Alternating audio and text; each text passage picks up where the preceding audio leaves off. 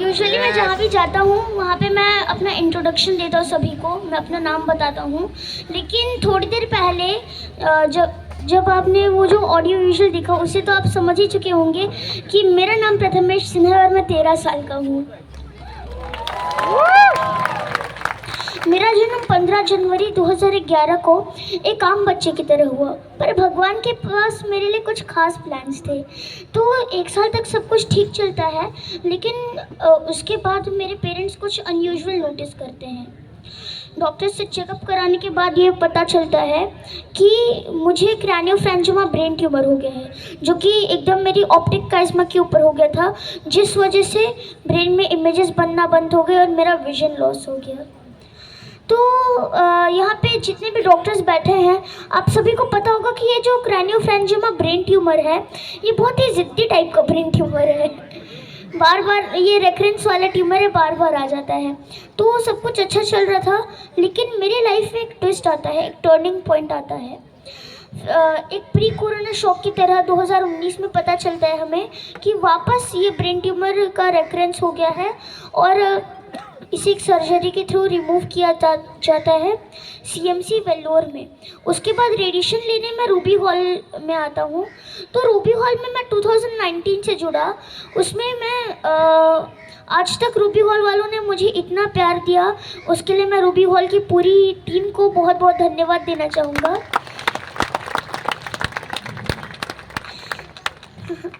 और मैं Ruby Hall को इसलिए भी थैंक यू कहना चाहूँगा कि ये कैंसर अवेयरनेस डे को इतने अच्छी तरीके से मनाते हैं ताकि लोगों में अवेयरनेस फैल सके। तो thank you so much Ruby hall from my side. मैं उम्मीद फाउंडेशन को भी धन्यवाद देना चाहूँगा कि उन्होंने ये मैराथन अरेंज की, मोटिवेशनल मैराथन, क्योंकि आजकल ज़िंदगी में सभी भाग रहे हैं, लेकिन किसी कॉज के साथ भागा जाए तो वो ज़्यादा अच्छा होता है।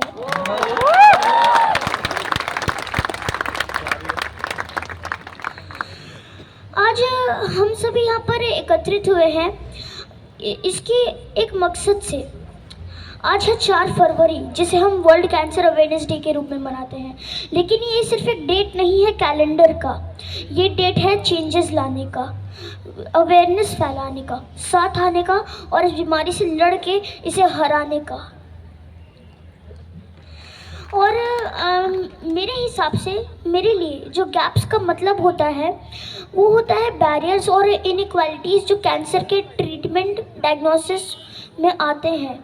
तो इन बैरियर्स को कैसे हटाया जा सकता है, सिस्टम में ऐसे कौन से लूप होल्स हैं जिन्हें ख़त्म करके इन बैरियर्स को भी ख़त्म किया जा सकता है। हम एक छोटा सा एग्जाम्पल लेते हैं। मान लीजिए कोई पेशेंट है कैंसर का जो शहर में रहता है और कोई पेशेंट गांव में रहता है। आप मुझे बताइए बेहतर इलाज किसको मिल पाएगा? ऑफ कोर्स जो सिटी में रह रहा है। और वो क्यों? क्योंकि वहाँ पर मेडिकल रीच उसके पास ज़्यादा है विलेज के मुकाबले। लेकिन विलेज में रहने वाले भी इंसान हैं। वहाँ पे कितना अच्छा होगा अगर हम dedicated medical cancer screening centres वहाँ पर लगवा दें, और कितना अच्छा होगा हम कैंसर के लिए वहाँ पे फैसिलिटीज़ डेवलप कर दें।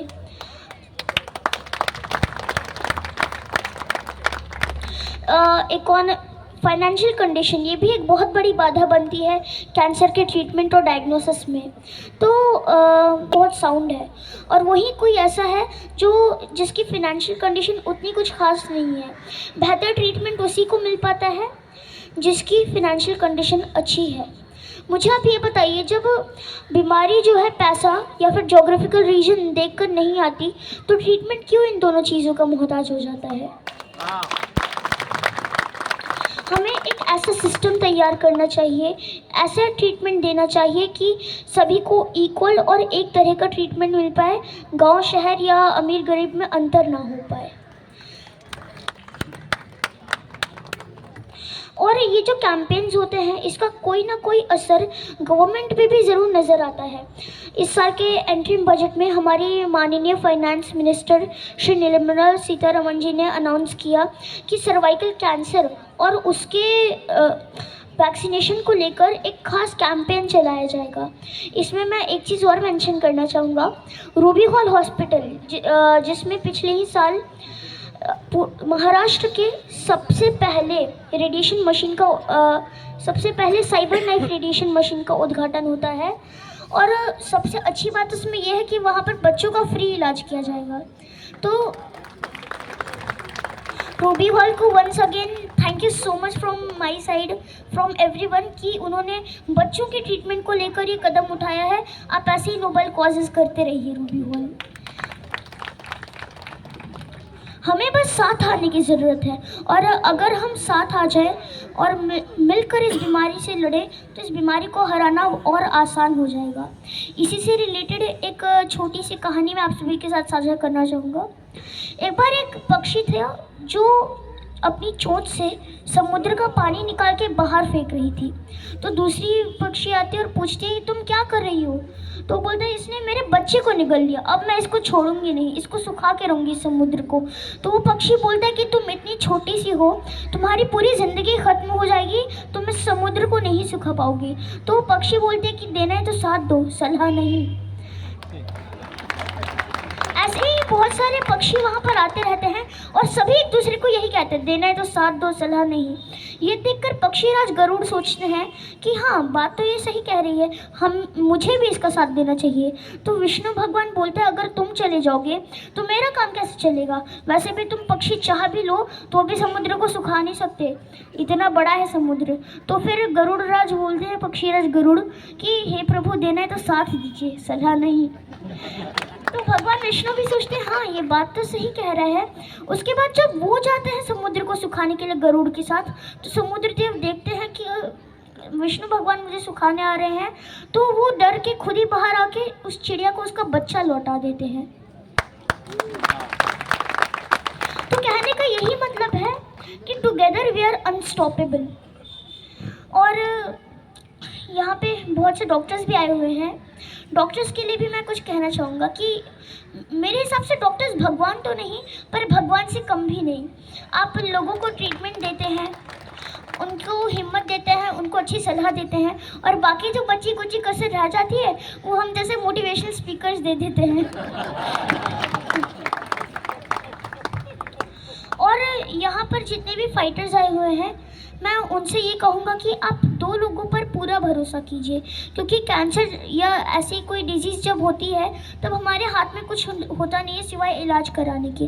तो दो लोगों पर पूरा भरोसा कीजिए, एक ऊपर वाले पर और दूसरा अपने डॉक्टर पर, क्योंकि दोनों ही जानते हैं आपके लिए बेहतर क्या है और दोनों ही आपके बेटरमेंट के लिए काम करते हैं।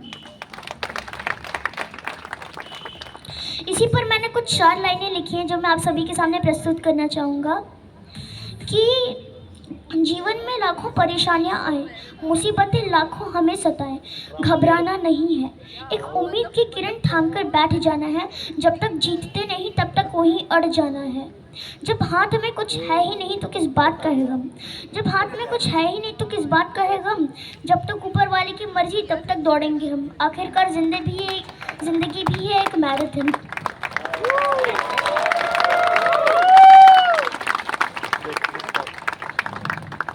आप सभी का ज़्यादा समय ना लेते हुए मैं आप सभी से रिक्वेस्ट करूँगा कि आप सभी एक बार अपना हाथ ऊपर करें, दोनों हाथ ऊपर करें, और मैं जो कहता हूँ वो दोहराएं। ये चीज़ प्रकृति से कहें कि मैं स्वस्थ हूँ, मैं सुखी हूँ, मैं खुश हूँ, मेरे ये आने वाला पूरा साल बहुत अच्छा जाएगा,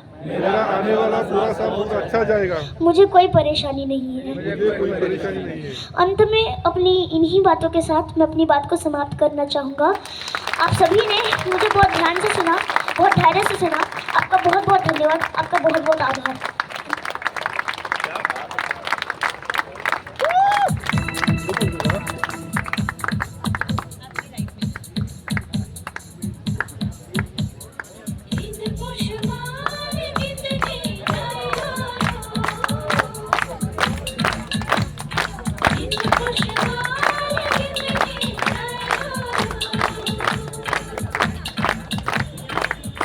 Keep those claps coming, all of you.